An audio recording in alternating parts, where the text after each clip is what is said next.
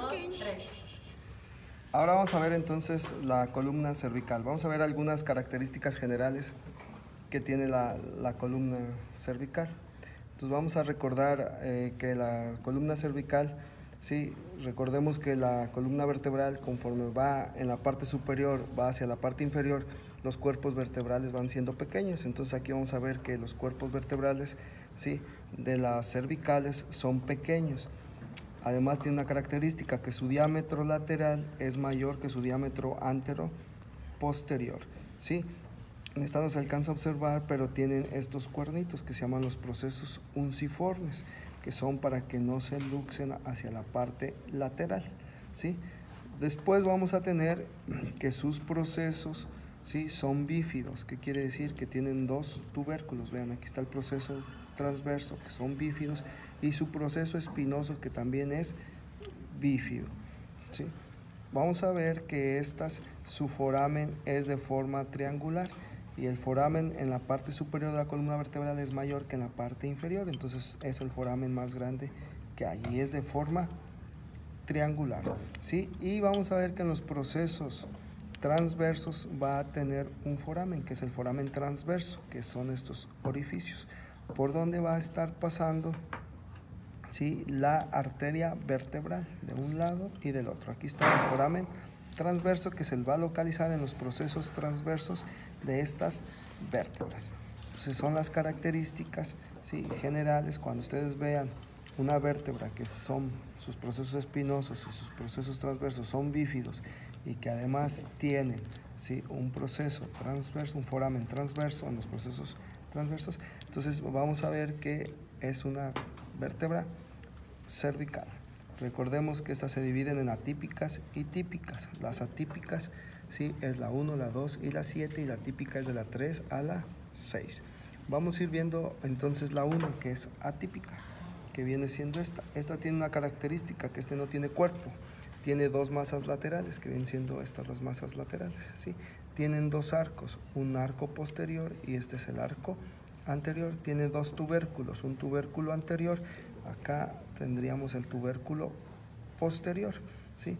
En el arco anterior tiene una característica, que tiene una fosa, ¿sí?, una fosa articular, que se llama la fosa articular para el diente del axis. Este es el diente del axis, y entonces aquí se va articular, y entonces me va a formar una articulación que se llama la articulación atlantoaxial, ¿sí?, odontoidea. Bueno, después tenemos que esta parte vamos a tener aquí vamos a tener sus pedículos. Vean, sus pedículos son muy pequeños, ¿sí?, y este es su proceso transverso, donde vamos a tener este foramen, que es el foramen transverso, ¿sí? Después vamos a ver que acá se encuentran las masas laterales, donde tiene dos porciones, una superior y una inferior. La inferior, se dan cuenta, es más circular, y la superior tiene forma como si fuera una suela de zapato, ¿sí? Donde se va a articular, ¿sí?, los cóndilos. Vean, los cóndilos del hueso occipital, para formar la articulación, ¿sí?, atlanto-occipital, que este es el que hace que puedas mover la cabeza. Y tenemos entonces la parte inferior, que se va a articular, ¿sí?, con la cara articular del cuerpo del axis, ¿sí?, en la parte superior, ¿sí?, y me va a formar entonces ahora sí la articulación atlantoaxial. Bueno, este es con respecto, ¿sí?, a esto. Sí, ahora vamos a ver un poco de los ligamentos. Aquí vamos a ver que cuando se hace esta articulación y tenemos el diente, se va a formar un ligamento entre las dos masas laterales, que se llama ligamento transverso del atlas, ¿sí?, que permite que este diente, ¿sí?, no pase hacia la parte posterior. Si se dan cuenta, cuando se forma este ligamento va a quedar un orificio acá, que es el foramen vertebral del atlas, ¿sí? Entonces hace esto así para que no se pase. Entonces el ligamento que va de una masa lateral a otra masa lateral se llama el ligamento transverso del atlas. Y después seguimos con esta, que es la segunda, que es el axis.